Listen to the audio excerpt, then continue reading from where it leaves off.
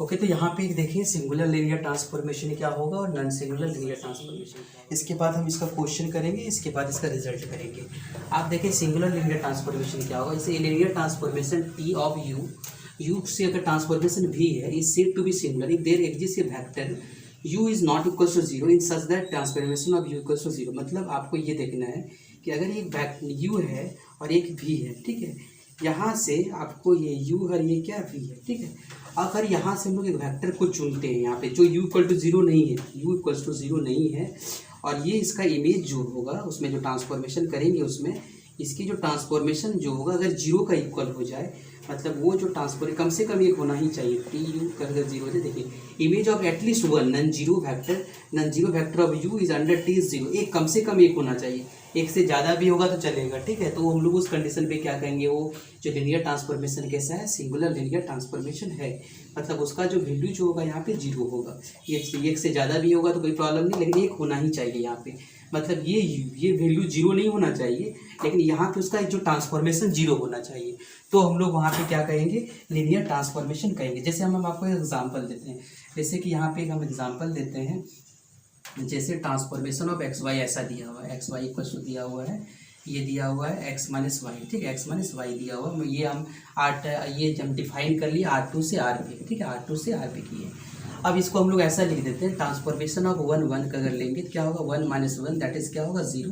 तो आप यहाँ पे देख लीजिए, यहाँ पे इसका एक फैक्टर लिए हम, जैसे आर स्क्वायर लिया और यहाँ पे आर आया, अगर इस फैक्टर को हम लोग वन वन चूज किया, इसका जो ट्रांसफॉर्मेशन आया कितना आया, मतलब T11 का कितना आ गया, ये आपका जीरो हो गया। ये इस तरह के फंक्शन को हम लोग क्या कहेंगे, ये सिंगुलरिटी है, क्योंकि आपका एक जीरो दे दिया, एक से ज़्यादा भी हो सकता है, लेकिन ये एक आ गया, इसका मतलब क्या, जैसे अगर दूसरा हम भी ले सकते हैं यहाँ पे, अगर इसको हम लोग दूसरा लेते हैं ऐसा भी लेते हैं, 2 भी लिखते हैं, ये भी 2 और 2 का अगर ट्रांसफॉर्मेशन करेंगे कितना होगा आपका, 2 माइनस 2, ये भी क्या होगा जीरो, तो ये 2 भी क्या आपका होगा, जीरो होगा। तो ये आपका लीनियर ट्रांसफॉर्मेशन, इस तरह के लीनियर ट्रांसफॉर्मेशन को हम लोग क्या करेंगे, कम से कम एक होना चाहिए, एक से ज़्यादा अगर हो जाए तो आपको बहुत बेटर है, लेकिन आपको ये चीज़ सिलेक्ट करना पड़ेगा, क्या ऐसा लीनियर ट्रांसफॉर्मेशन है जिसका एक कोई वैल्यू जो होगा जीरो जीरो करेगा, और अगर ऐसा नहीं है तो उसको हम लोग क्या कहेंगे, नॉन सिंगुलर। दोनों में ये डिफरेंस होता है, T transformation U from U to V is said to be non singular if ये आपका transformation U is equal to zero, if यहाँ पे यू इम्प्लाइज करेगा जीरो का, मतलब ये जीरो अगर हो जाएगा तो आपका नॉन सिंगुलर होगा। जस्ट ऑपोजिट भी पढ़ सकते हैं, जो सिंगुलर ट्रांसफॉर्मेशन नहीं होगा वो नॉन सिंगुलर होगा, ठीक है। तो इसका मतलब एक हम इसका एग्जांपल लेते हैं, यू इसमें जीरो जीरो हो सकता है, ठीक है, इसमें यही कंडीशन है कि यू जीरो जीरो हो सकता है। आप इसका एग्जांपल इधर से इसका लिख लेंगे, आप हम इसका एग्जांपल दे रहे हैं आपको, जैसे हम आपको यू जीरो जीरो लिख लेंगे यहाँ पे, यहाँ से हम लोग का ये लेंगे, ये आपका यू है, ये भी है, ठीक है। हम एक लेते हैं यहाँ पे, सपोज यहाँ पे ऐसा लेते हैं हम लोग, T transformation of X Y लेते हैं, ये आपका इसका जो वैल्यू दिया वो क्या दिया है, इसका जो वैल्यू दिया हुआ है एक्स माइनस वाई है, ठीक, इसमें भी वही लिख लेते हैं, ठीक है, एक्स माइनस वाई है। तो यहाँ से जो इसकी ट्रांसफॉर्मेशन होगा, देखें यहाँ पे क्या होगा, अगर मान लेते हैं यहाँ पे वन वन लेते हैं यहाँ पे, अगर इसका वन वन लेंगे इसका ट्रांसफॉर्मेशन क्या होगा, वन माइनस वन क्या होगा, जीरो होगा, ये इसके साथ जाएगा। अगर 2 लेंगे क्या होगा, ये आपका क्या होगा, जीरो होगा, ये 2 हो गया। ये चीज़ को आप क्या देखें, ये जो है आपका, सॉरी ये एक मिनट ये आपका, फिर एक चीज लेते हैं, जीरो जीरो ले लेते हैं, अगर जीरो जीरो लेंगे तो ये भी क्या होगा, जीरो होगा। तो मतलब आप समझ रहे हैं कि जब जीरो भी लेते हैं तो जीरो अगर आ जाता है, इसके अलावे भी आ जाता है, तो ये कैसा फंक्शन हो गया आपका, टी क्या हो गया आपका, नॉन सिंगुलर हो गया। ये आपका टी जो ट्रांसफॉर्मेशन हो गया, ये सिंगुलर को हम लोग क्या कहेंगे, नॉन सिंगुलर भी कहेंगे इसको, ठीक है, इसको नॉन सिंगुलर भी कहेंगे। तो ये आपका सिंगुलर होता है, नॉन सिंगुलर होता है। इसमें ट्रांसफॉर्मेशन क्या होगा, यू जीरो नहीं होगा, इसमें यू जीरो होगा, और उसका इमेज उसमें जीरो होगा, इसमें इमेज तो जीरो होगा, इसमें यू भी जीरो हो सकता है। इसमें इसका ट्रांसफॉर्मेशन तो जीरो आएगा ही आएगा, लेकिन इसमें इमेज भी इसका यू का वैल्यू आप जीरो ले सकते हैं। तो इसमें इसका कुछ क्वेश्चन भी आपको हम कराएंगे, इसका सबसे पहले रिजल्ट भी, इसको पहले आप इसे 1-2 क्वेश्चन समझ लें इसका, उसके बाद हम इसका एक रिजल्ट बताते हैं इसका। Transformation of R cube to R square defined by T X Y Z equals to जो है X minus Y for comma Y minus Z is singular. ये आपका एक सिंगुलर होगा, ठीक है, सिंगुलर होगा। और इधर जो है आपको शो करना है, सो दैट एल टी जो डिफाइन करेंगे ये आपका एक नॉन सिंगुलर है, ठीक है, ये आपका एक नॉन सिंगुलर है, ये हमको प्रूव करना है।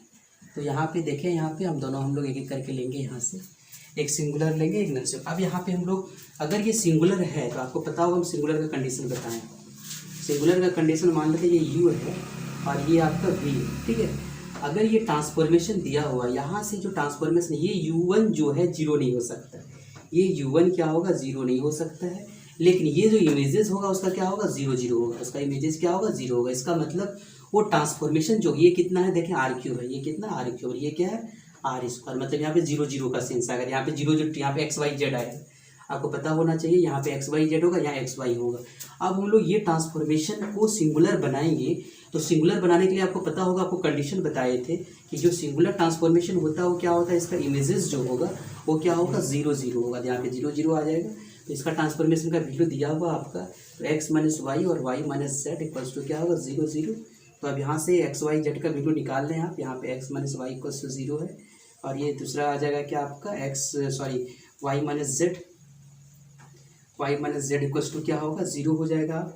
अब यहाँ से देखें इसका वैल्यू क्या निकलेगा, क्या दोनों वैल्यू जो होगा कुछ एग्जिस्ट करेगा यहाँ पे कि नहीं।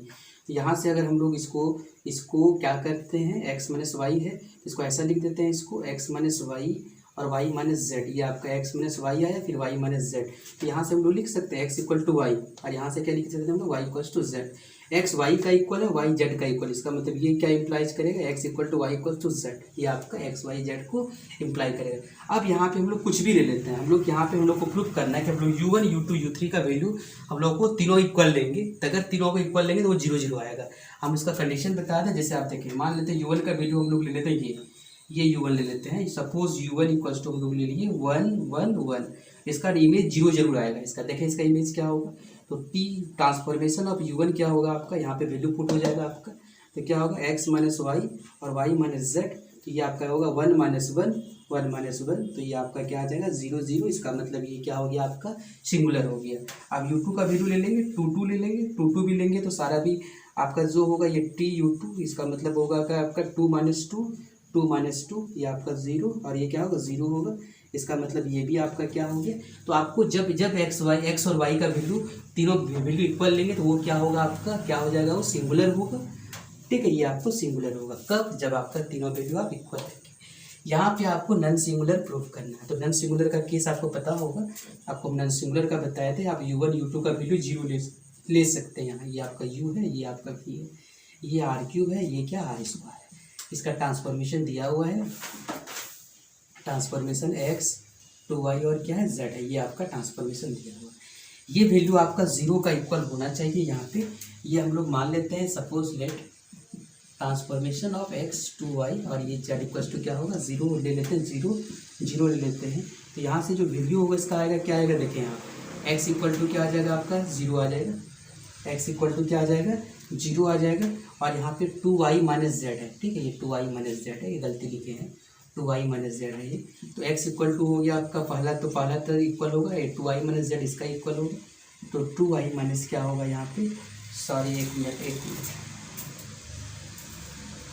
और सॉरी यहाँ गलत है, ये जो है आपका R3 से R3 है, ये आपका है 2y कोमा जेड है, ठीक है, ये 2y कोमा जेड है।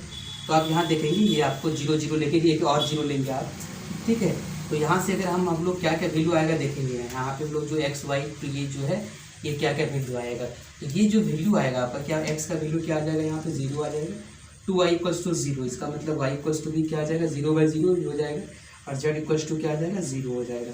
इसका मतलब आप जब इसका वैल्यू जो है x का वैल्यू जीरो लेंगे, y का वैल्यू जीरो लेंगे और z का वैल्यू जीरो लेंगे, तो वो आपका नॉन सिंगुलर आएगा। जैसे देखिए आप एक्स वाई जेड जो एलिमेंट हुआ है किसका है आपका, एक्स वाई जेड, सॉरी यहाँ पे 3 है, एक्स वाई जेड जो है आपका वो किससे बिलोंग करता है, आपका यू से बिलोंग कर रहा है। तो यहाँ पे ट्रांसफॉर्मेशन में बैठाएं, एक्स की जगह में आप बैठाएंगे 0, फिर बैठाएंगे 0, फिर बैठाएंगे 0, यहाँ पे पुट करेंगे 0 0, तो ये आपका क्या x है, 2y है, ये क्या z है, तो ये आपका होगा 0, ये फिर क्या होगा आपका 0, फिर होगा 0, तो ये आपका एक नॉन सिंगुलर आ गया, क्योंकि ये भी 0 लिए तो उधर भी 0 आ गया, ठीक है। तो आप ये देखिए ये आपका नॉन सिंगुलर। आपके यहाँ जो रिजल्ट है, रिजल्ट आपका इंपॉर्टेंट है, रिजल्ट आपको हम बताएंगे, इसका सारा रिजल्ट आप समझें। रिजल्ट में सबसे पहले इसको समझ लें आप, ये सबसे इंपॉर्टेंट है, ठीक है। इसमें बहुत सारा आपका पार्ट आता है इसमें, तो आप इस चीज़ को समझ लें। क्या लिखा हुआ है, let transformation u to v, अगर u से v का ट्रांसफॉर्मेशन है और वो LT में है, वो तो है, तो ये सारा चीज होगा आपका फॉलोइंग कंडीशन इक्विवेलेंट, ये इक्विवेलेंट हो सकता है। टी जो होगा नॉन सिंगुलर भी, टी जो होगा नॉन सिंगुलर होगा पहला, दूसरा टी 1 1 होगा, ये सारा है आपका उसका नल, ये जो नल स्पेस का जो नलिटी होगा वो क्या होगा आपका 0 होगा। और ये जो एल आई मतलब यू से जो एल आई मतलब ये जो हम लोग लेंगे वो आपका लिनियर इंडिपेंडेंस होगा आपका, ये सारा चीज़ इक्वल होगा आपका। डायमेंशन ऑफ यू जो होगा डायमेंशन ऑफ आर टी का इक्वल होगा, मतलब ये डायमेंशन ऑफ यू जो होगा रेंज स्पेस का इक्वल होगा। और जब डायमेंशन ऑफ यू और डायमेंशन भी दोनों इक्वल हो जाए तो T12 भी होता है। मतलब आपको अगर कभी आपसे पूछा जाए तो बताइए ये R² से R³ कभी 1 2 होगा तो नहीं होगा। 1 2 तभी होता है जब दोनों सेम डायमेंशन का हो, ठीक है, ये चीज़ आप याद रखेंगे। ये तभी होगा जब आपका सेम डायमेंशन का हो, तभी आपका ये ऑन टू होगा, मतलब ये आपका ऑन टू तभी होगा, ठीक है, अदरवाइज वो ऑन टू नहीं हो सकता है, सेम डायमेंशन होना ही चाहिए। लेकिन आपका जो है नेक्स्ट आप देखें यहाँ पे सेकेंड रिजल्ट इसका देखें, linear transformation U to V is non singular, T non singular तभी होगा जब टी जो होगा 1 1 होगा। 1 1 का मतलब होता है क्या कि इस तरह का, ठीक है, 1 1 का मतलब आपका हो गया इसका सारा इमेज इसके साथ आना चाहिए, इसका हो सकता है और इसका सारा इमेज इसका इमेज सारा इसके साथ होना चाहिए, एक भी चीज़ छूटना नहीं चाहिए, इसका ना छूटे इसका छूटे, तो ये इस तरह के फंक्शन को क्या कहेंगे हम लोग सिंगुलर कहेंगे। जब आपका सारा ट्रांसफॉर्मेशन इसका मतलब 1 by 1 करके आ जाए तो हम लोग कहेंगे वो आपका वो कैसा है सिंगुलर है, मतलब आपका है अभी transformation U to V is non singular, ये क्या होगा नॉन सिंगुलर कब होगा जब T 1 1 होगा। 1 1 का मतलब ये सारे, क्योंकि आपको 1 1 में आपको बताया ही कि आप देखिए दोनों का डायमेंशन इक्वल ही होगा तभी आपका 1 1 होगा, मतलब इसका जितना इसमें 4 एलिमेंट है तो इसमें भी 4 एलिमेंट होना चाहिए। नेक्स्ट आप देखें ट्रांसफॉर्मेशन टी जो है यहाँ से जो है नॉन सिंगुलर होगा जब इसका जो एंटी जो नल स्पेस जो होगा, अगर नल स्पेस को कितना आना चाहिए उसका ट्रांसफॉर्मेशन कितना आना चाहिए आपका 0 होना चाहिए, उस केस पे ही आएगा आपका। अगला है तीसरा, ये transformation T U to V is non singular if T carries, T जो है अगर एल आई हो and vectors of U and into L I vectors of V, मतलब अगर आपका एल आई मतलब आपको पता है कि ये जो है आपका यू और वी ये जितना भी होगा ये आपका सबसे पहले ट्रांसफॉर्मेशन तो एग्जिस्ट होना ही चाहिए। अगला जो है सारा जो है वो एल आई होना चाहिए, मतलब लीनियर इंडिपेंडेंस, ये भी लीनियर इंडिपेंडेंस होना चाहिए और वी भी क्या होना चाहिए लीनियर इंडिपेंडेंस होना चाहिए।